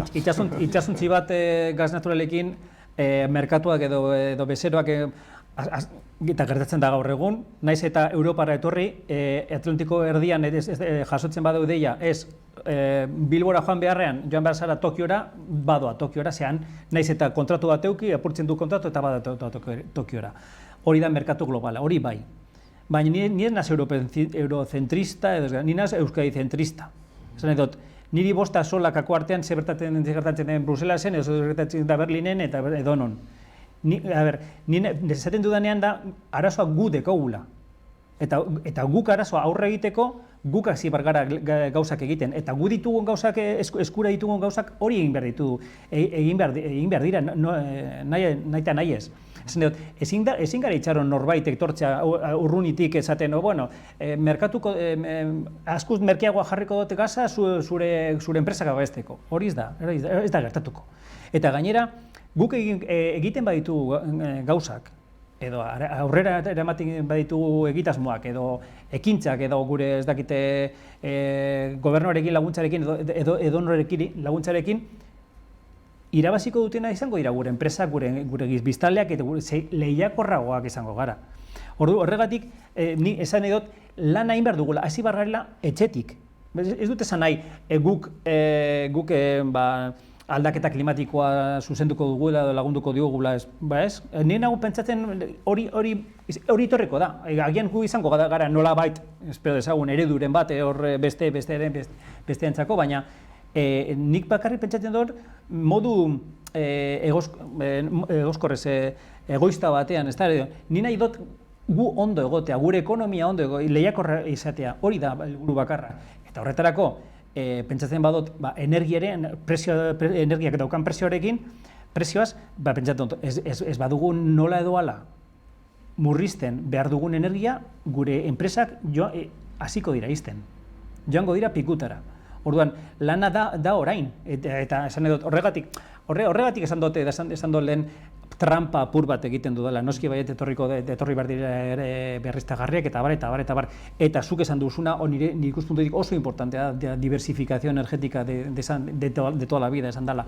Ez dugu itxi behar bidea beste gauzei, azkenean egin behar duguna da baldintza jarri. demagun ikatza da, izugarri txarra, ze botatzen du CO2 eta zurketak eta bar. Baina jartzen bai dizkiogu baldintza berdinak fotovoltaikoari, eta betetzen badute baldintza berdinak zergatik ez bat edo besteak. Edo biomasa, edo ez dakiz zer, edo ez dakiz hor. Orduan, gauza da, neurtzea oso ondo ze kalteak eragiten duen energia bakoitzak, eta energia bakoitzak bezeroa ordaindu behar da kalte guztiak. Ze, pentsa dezakegu, eta energia berriztagarriak dira santuak, eta ez, dira kaltegarriak energia berriztagarriak. Besteak baino gutxiago, bai, baina kaltegarriak baitare. Fotovoltaika ez da, nik ez dut ezagutzen zuaitz bat non nazten dira plaka fotovoltaika, edo zin gauza, kaltegarriak dira. Gauza da, horregatik, beti jotzen dut iturrira, zenbat energia benetan behar dugu. Eta hori jakin eta gero jarriko dut berriztagarriak. Eta hori eta jarri eta gero, ordaindu behar dut guztia. Energia hori eta energia horrek egiten duen kaltea, guztia. Naiz eta berriztagarria, edo olioa, petrolioa, edo kigatza, edo dena delakoa. Horregatik. Hori da nire ideia. Bizitza zikloa esatez egin, karbonoaren bizitza zikloa edo energia... Ez dugu, parkatu, baina ez dugu ordaintzen, no momentuz. Hori da, baina hori kontutan eduki behar da beti, ez da. Gainera gauza bat, askotan ez dena kontutan izaten da, hitz egiten dugunean gasari buruz, ez da, Errusiaren dependentzia, petrolio, ez da, Arabia edo, beti Golfo Persikoa pentsat dago buruan, baina, beste hainbat dependentzia du, baina geopolitika hor jokatzen du. Eta batzuetan pentsatzen dugu, energia berriztagarriek geopolitikaren arazoiek konpondu ingo dituela. Da, nire iritziz, batipat leku aldatuko ditu. Lehen aipatu duzu leire, metale arraroak, ero materiale kritikoak behar ditugunak, kobaltoa non dagoen, noren esku dagoen, nongo enpresen esku dagoen, eta orduan, geopolitika arazoak leku aldatuko dira, eta beste limitazio oso garrantzitsuak izango dira, teknologia horiek ere garatu izateko eta presioa eta kontrolatu izateko. Etorkizunean arazoia izango dira. Hidrogenoa bera ere geopolitika izango du. Ze badago Afrikako iparraldea, edo Txile, edo Txina, eta hainbat tokitan hidrogenoa askozaz merkeago egiteko, Australia bera ere bai, hidrogenoa askozaz merkeago egiteko aukera, eta orduan, salerosketa bat eta merkatu bat, eta gasarekin gertatzen den antzerako prozesu bat segurazki montatu beharko da. Horrek tentsioak, krisiak, gerrak tamalez izango ditu bere inguruan, eta orduan hori ere gutxienez kontutan izateko gauza da. Badakit tirizio horretan joan bargarela, da holan esaldi bezala esan da, etorkizunarekin egon gaitezke etorkizunari itxaroten, etorkizunerantzat mugitzen. Da, nire gure ikuspuntua da, gure teoria da, mugitu bargarrela, da gu saiatu bargarrela. Noski, gaur egungo eta epe laburreko arazoak zuzendu, baina baita ere, Europara komisiora hurbildu eta presioa egin gauzak gure Euskal Herriko, Espainiako, Europa orokorreko eta mundu guztirako hoberaz joan daitezen guk ikusten dugun ikuspuntuarekin. Guk eta esaten dudan da edonorren ikuspuntuarekin. Baina nik uste zentzu hori inflexio puntu baten gaude, hamarkada inflexio puntu bat, historian hemendik urtera ikastoletan ikasiko dute inflexio, ez dakit zeizen jarriko dute, inflexio puntu bada, pizkatxo bat urruneko ikuspuntuari izan behar dugu, eta gaur egungo arazoak bakarrik nola zuzendu bakarrik ez pentsatu. Nik komentatu nahi nuke, asunto ados nago horrekin, argi eta garbi, guk krisi honetatik dauden krisietik etekin lortzen saiatu behar dugu. Argi eta garbi, gure gizartea hobeto egon dadin. Baina buruan eduki dezagun, hala eta guztiz ere, gauza ez dela erresa. Eta nola, zuk esan duzu energia berriztagarriek ere bai problemak izan ditzazketela, eta zer da, eta esan duzun puntu, atera berri da, eta gainera IAEC, hau da International Energy Agency, atera du txosten bat, da mineral kritikoen papera energia garbien transizio bidean.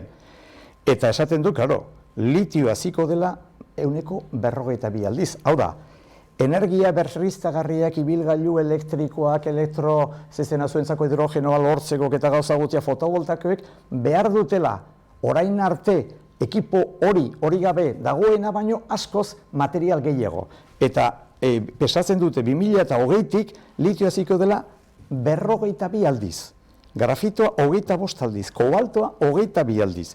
Eta nikela ia 20 aldiz. Lurra raroak 7 aldiz, eta badakigu esaten dugu hori Txinan daudela eta kobaltoan ondagoen gogatuta, problema geopolitikoak. Hau da, esan nahi dut, problema ez da erresa. Eta gainez multilaterala dela, alde guztietan. Eta zoritxarrez, problema hori liko guztietan, ze hori botatzen dugu ekintza guztietan. Hau da, nik beti esaten dut ozonaren kasua. Ozonoa, nik uste IPCC-a lehen da biziko aldiz ozonoarekin agertu egin zala, IPCC-a. Eta, karo, problema konfinatu egin zan, ikusi izan zer zan problema, klorofluorokarbonoak ziren, hau da, ozgailu sistematan zauden. Eta orain inork ez du horri buruz hitz egiten, o ez du entzuten. Ez dago erabat soluzionatuta, baina oso ondo dago, bestela hitz egingo genuke. Horrekin esan nahi dut, problema oso desberdina da, hori konfinatuta dago, baina hemen oso zabala da. Oso zabala da, eta orduan aurre egitea berriro esaten dut. Nik usteet, gerra honek sortu dena da blokeetara berriz ere bilakatzea, berriz ere bueltatzea, eta egon daiteken soluzionetara okerrena da. Danak arraun egin beharko genuke batera. Eta inbasio honek sortuko du berriz ere blokeen politika areagotzea, eta orduan arazoak handitxo egingo ditu. Baina beste aldetik, zuk esan duzu bezala, nik uste dut, Elias, teknologiak ere aurrera egiten ari dela. Eta ikusi dugun, eolikoetan, fotovoltaikoetan, esan dudan, gutxipenak ikaragarrak izan direla. Eta esan dudan bezala, 19. mendean, orduan, Napoleon III mezenes gorenpean, orduan energia elektrikoa, eguzkitiko energia erabiltzitekeela, baina dirugatik ezintzan, baina orain bai, gauzak aldatzen ari dira. Baina beti, harritxintxarrak eta azkenen harritxintxarrak ez harri handiak sortuko zaizkigu bidean. Eta gizakia daukagu, alde guztietan. Hori da problematikoa.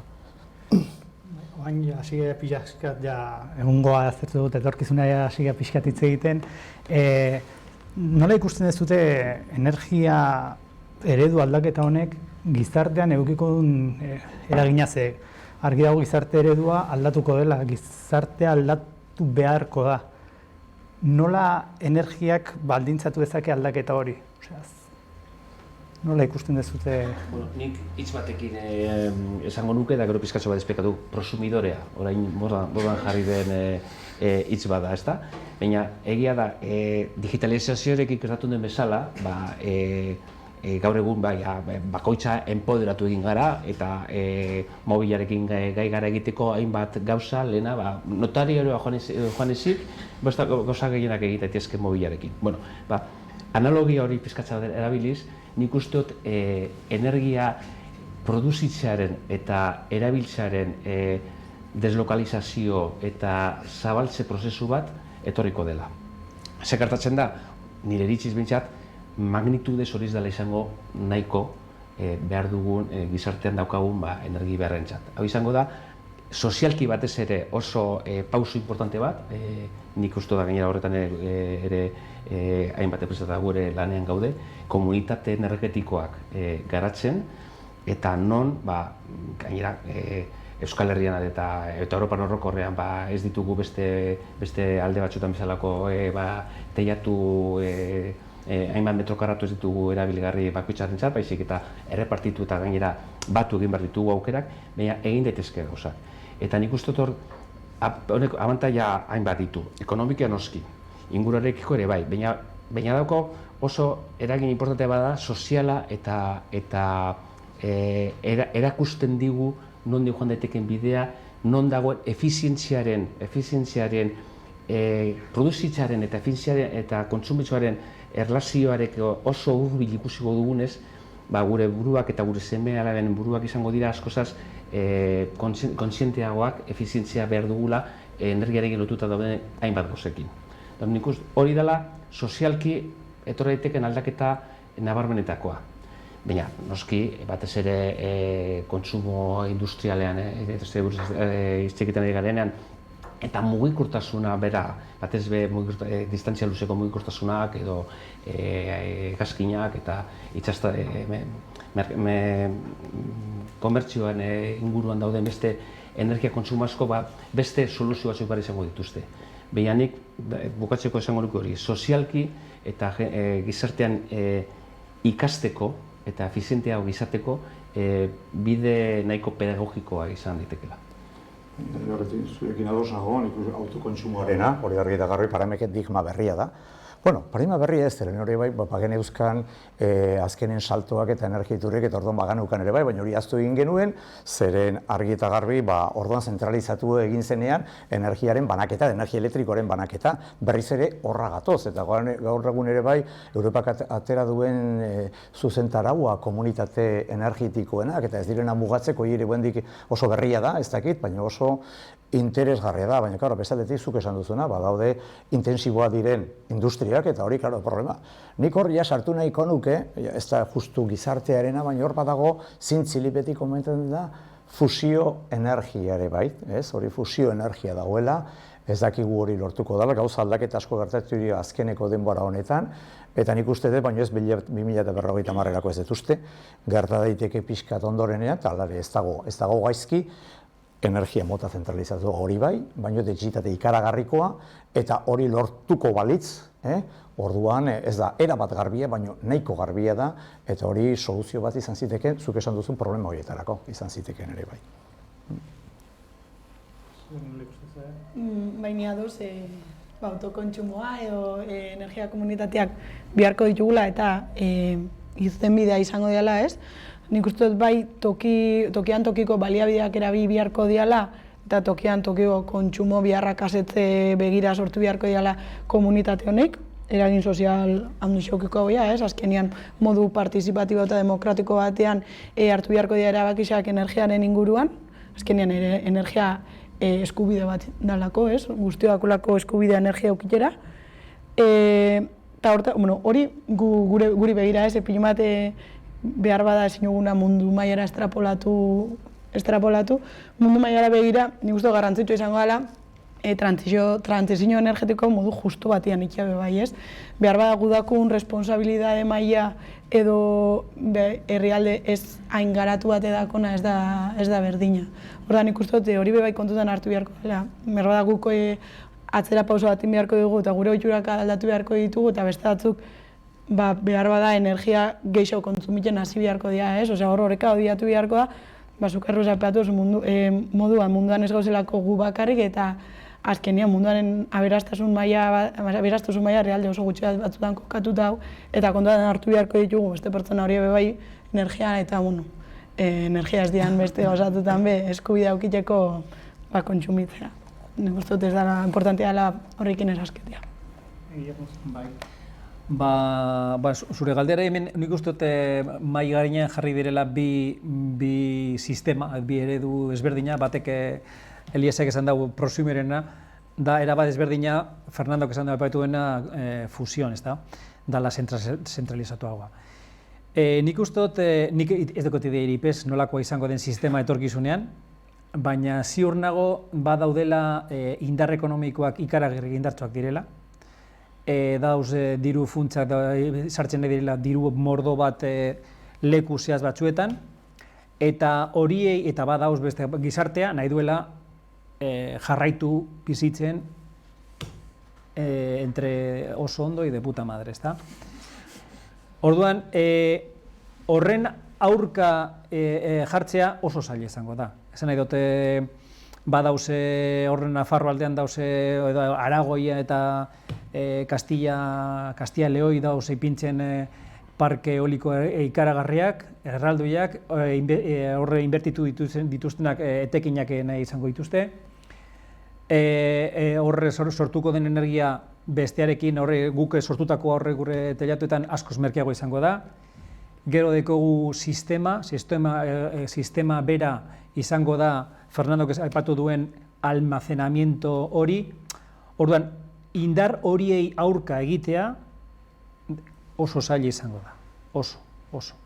Aldugu pentsatu Eliasek esan duen moduan prosumer eta lako aukereko dugula gure energia ekoizten eta egiten, baina ez dakit zenbat eguneko biztanleria bizi da hemen Euskadin hirietan, eta, klaro, baserri batean bizitzen bazara, eta ikutzen baduzu solo erraldoi bat, alduzu jarri plaka fotovoltaika eta erabili mendiko egurra, adibidez.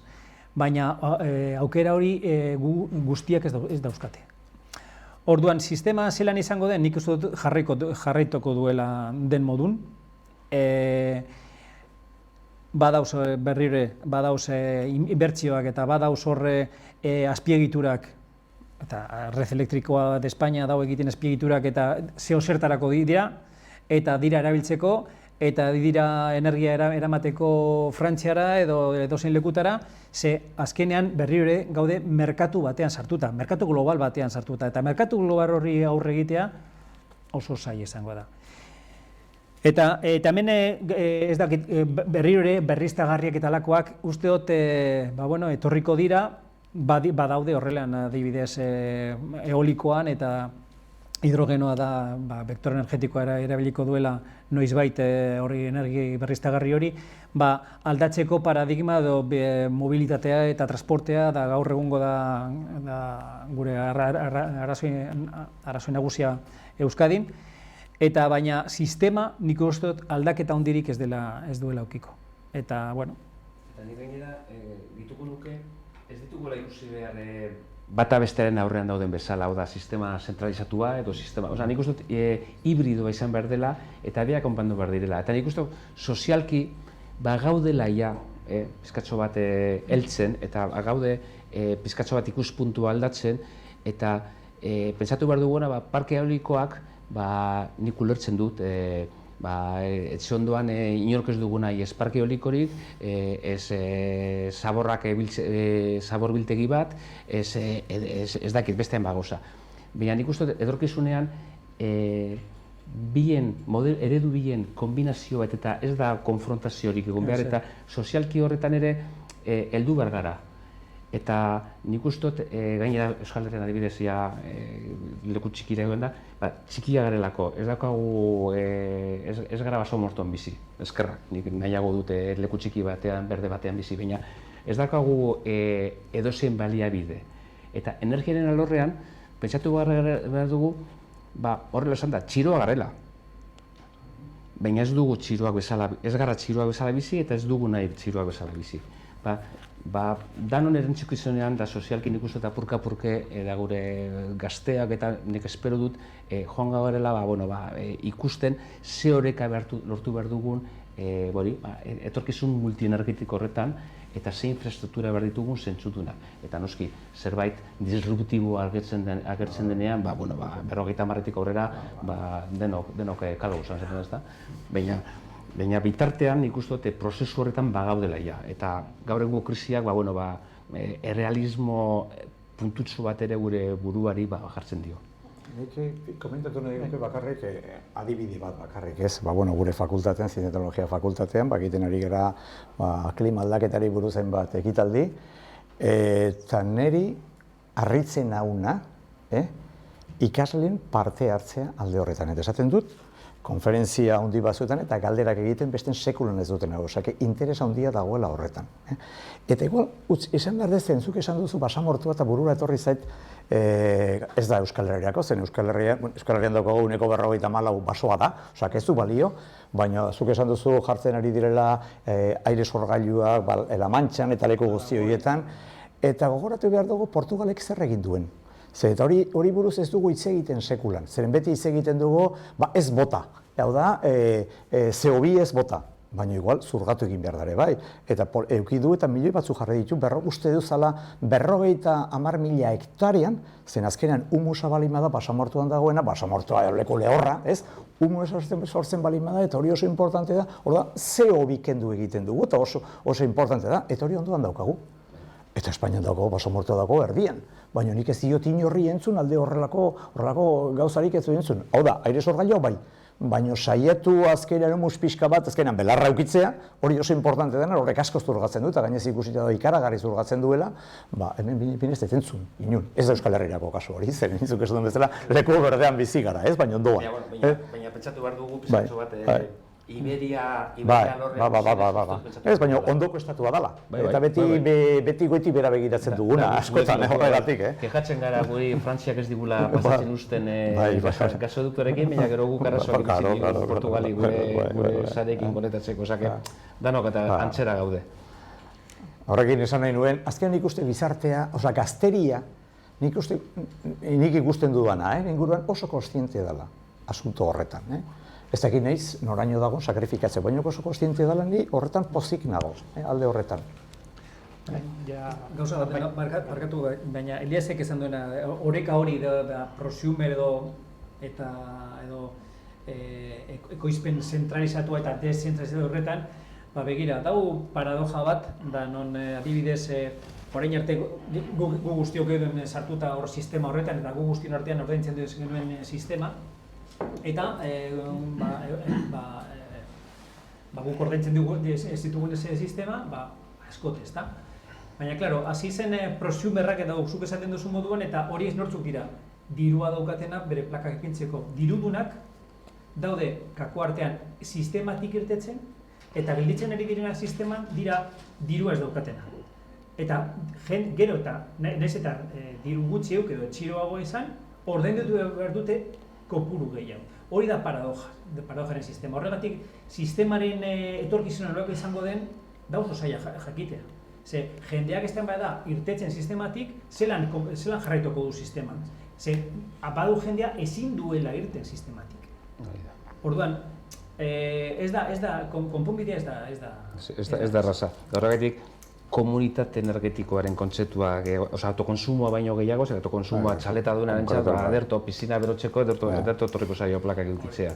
Baina komunitateen planteamendua hori zaigestu nahian da bila, hau da, denon arteko kooperatibalako ereduak, non aktiboak infrastruktura askoren artean banatzen den, eta zu jarritzen duzu sistema konektatuta, baina merkeago egiten du zure azkeneko faktura. Baina erreza ez da, hor gauza asko da kontuan edukitxo. Osa, que zuk arrazoi ematen dizu, ala ni los tontos son los que pagan. Los que pagan. Oan ja, bukatzeko, azkeneko galdera, gero egiten, gero eta ekonomia zirkularragoa, berdeagoa, errealitate bat dela ustezue orain, edo oraindikan lan asko gutxi ze gelizego? Dago fruta bezala, dago berdea. Nik usteot, gaur egun oraindik ez dela realitatea. Simbolismoaren aldean hurbilago dago, errealitatea baino gehiago. Baina horrekin ez diote importantziarik endu nahi, alderantziz, simbolo asko behar ditugu orain, eta piloto asko, eta saiatu behar asko, laguntza asko, kolaborazio publiko-pribatua ugari ezen behar da. Gizarteak ere ulertu behar ditu, esplikatu behar ditugu oso ondo ikastoletan eta jendeari esplikatu behar zaio ondo zen lortu nahi den prozesu berrietan. Ekonomia zirkularra funtsezkoa da, baina pizkatxo bat basto esan da, zaborra mugitzea da, zaborra kaletik alde batetik bestera ikustea inori zaio gustatzen, gorde egiten dugu. Eta hori ere aldaketa mental eta sozial bat ere behar izango du. Nik uste dut errealitatea izango dela, orain laguntza asko behar du, zenbakiak ez dira ateratzen, baina lanean egin behar dugu, eta gainera kolaborazio asko izan behar da, eta hemen ez da izango garaile bat, edo ez da izango makro, izango da, gizartean nahiko sakabanatua, onartua, eta azken finean deslokalizatu behar izango da. Provintzia bakoitzak bere zabor edo zabor bilketa eta zabor prozesu berezia dauka, da, soluzioak kilometro zerokoak izan beharko dira aldenean, eta biatu beharko dugu ze eskala behar dugun geroia ekonomikoki azken produktura, azken energiara, azken iturri erabilgarritasuna nola erapan. Baina gaur egun oraindik berde dago, berditza bi aldiz erabiliz. Nik bereziki kezkatzen nazioarteko agentziak atera duen txosten hori, berriki atera duena, eta ni ados nago zurekin berdea dagoela, baina nik askotan ikusten aurreratuenak garela hemen, Euskadi, hori esan behar dut, frutua daude, argi dago, Hombre, argi dago, baina argi dago, kasu, hau da, material kritikoena, baina hori izan behar da, ez bakarrik pertsonena, baizik eta erakundeenare, zen hori oso garrantzitsua da, zen, zuk esan duzu bezala, oztopak egongo dira, zen energia berrizteagarrietara iristeko, problemak izango ditugu, ez dira hain errezek eta problematik eta simplea, eta hor badago problema material kritikoena. Eta argi eta garbi, ez balin badugu reziklatzen, ez balin badugu ekonomia zirkulez egiten, hor joan gaitezke oso zulo handi batera. Bai, ni ados, guztira ados. Zirkularragoa eta berdeagoa izango da etorkizunean, gaur egun ez dut uste danik. Bai behar bada ez dago daturik, baina Europako beste herrialdeekin konparatuta datu hobia ditugula, baina nik uste dut portzentaia oso txikina diala. Eta bai, etorkizunean hori bilatu beharko dugu, ez? Nik uste dut bilatu beharko duguna izango dela ekonomia zirkularragoa, lokalagoa eta zirkuitu itxi hori topaitia eta hortarako beharkula implikazioa bai erakunde maietatik eta baita politika publikoak aldatu ahal izateko gaur egundako sistema. Nik apur bat saiestuko dut apur bat galdera. Ze gure eraikinean horre ekonomia zirkularrari lan egiten dute hor 3-5 solairu goian dauzenak dira Iobekoek, orduan, baina nik lotuko dut hori birziklapena edo birziklazio gauza hori gaur egungo zuk Fernandok esan duen da gaudela ondo, nik onartu behar dut ez naizela eredu bat. Bestekiko. Onartu behar dut nik ez naizela oso eredu ona birziklatzen gauzak, eta agian momentuz, nik uste dut gizarteari ez badugu behartzen nola doala, ez duela gauzak aurrera eramango.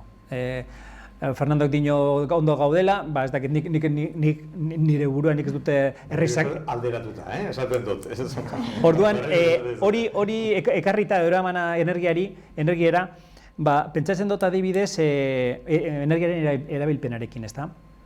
Eta lehen esan dugun bezala, nik uste dut ez dugula erabat benetan ordaintzen guk energia erabiltzen dugunean ze kaltea egiten diogun inguruari. Hau da, edo zapata pare bat erosten dugunean, benetan ez dugula ordaintzen ze kaltea egin dugun edo praka batzuk edo edozein gauza, ezta?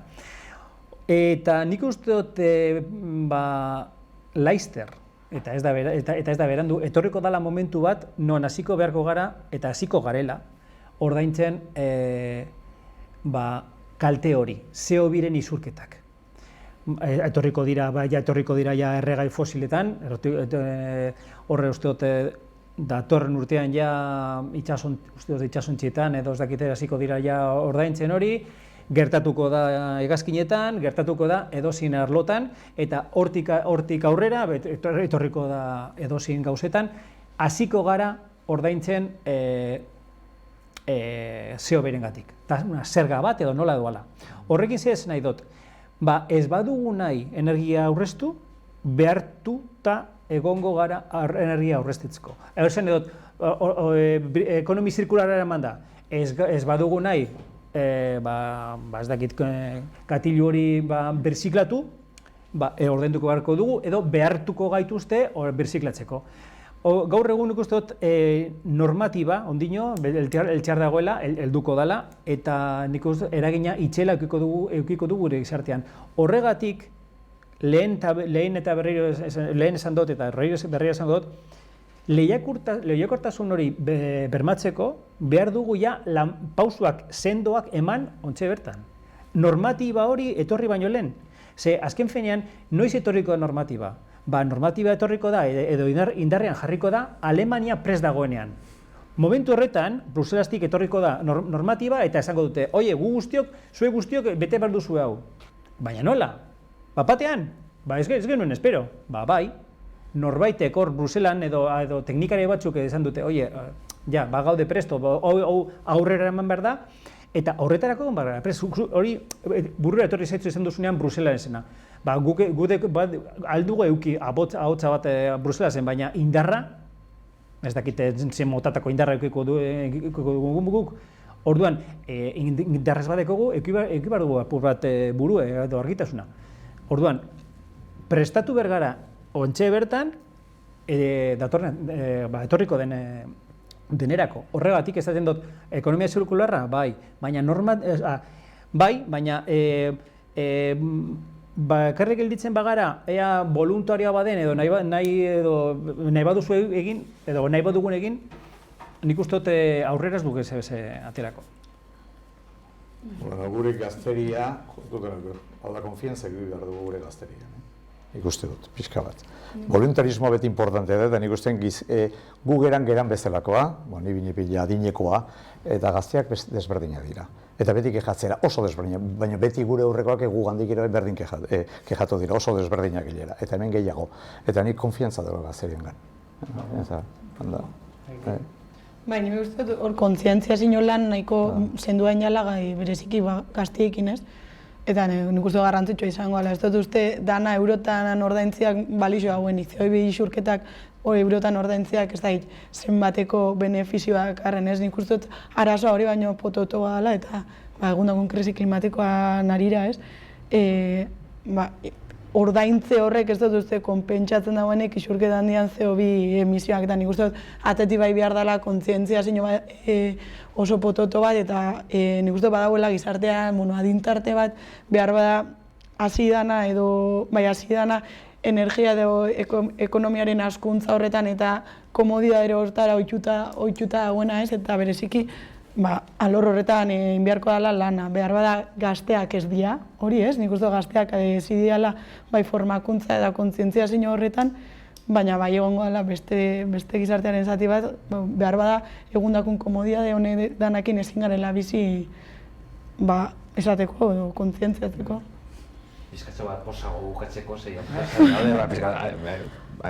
barra forra egiteko, baina nik uste dute krisi hitzak ere orokorrean aukera honak ere eman ditzakela komunikaziorako, debaterako, sozialki gaztei erakusteko nire semeak Rusiarekin eta gerrarekin eta daude super entzufatuta, geopolitikari buruz inoiz baino galdera gehiago eta planteamendu gehiago dituzte. Ikusi behar dugu, aldaketa puntuan gaude, inflexio puntuan gaude, landu birtu dugu gure aukerak, transizioa guk ez badugu egiten egingo digute, nik uste dut askoz hobeto da guk egitea, eta muskuloa behar dugu eta animoa behar dugu. Gauz asko dago egiteke, baina atzerantz begiratzen badugu pizkatxo bat objetiboki ere, azkenengo 3 urteak ketuta ere, gauza asko ari dira gertatzen, gauza asko daude planteatzen, batzuetan Europa behar badan pizkatxo bat bakarrik joan da, eta baina trakzio eta eredu modeloak ere balio du munduan zehar ere bai, eta beste batzuk ere adi egongo dira ikusten zer gauden egiten, eta beraien aukerak aprobetxatuko dituzte. Osea, nik pizkatxo bat optimismo puntutxo bat ere jarri nahi nuke hemen bukatzeko deno, pizkatxo bat pote bat hartzera joaten magara, lasaiago joateko, gutxienez. Ez da lehendabiziko aldia problema handi baten aurrean egon garela. Aztu egiten dugu gure, eta beti atera gara behira hemen gaude. Nik guazen Robert Malthusek esaten zuena, esaten zuen guen dela aspaldi, esaten zuen argi eta garbi beti janari kopurua izan behar zuela, edo gizartean, lurrean zegoen pertsonen kopurua beti egon behar zela egiten den elikaien azpitik. Eta, karo, ikaragarri 1950 urtetik aurrera populazioa, guain 8.000 milioi gaude, baina produzioare bai elikagaiena, inoiz baino gehiago daukagu. Espero dezagun baina argi eta garbi beti atera gara aurrera. Eta ateratzen ez balima gara argi eta garbia bukatu da. Baina benetan. Ez dago arazorik, ez dago arazorik. Arazo eukitzeko zerbait debi bargo soluzionatzeko, orduan ez dago. Honekin bukatzen dugu, eskerrik asko etortzeratik eta horrengo arte. Eskerrik asko. Zuei. Zer bat izan dela.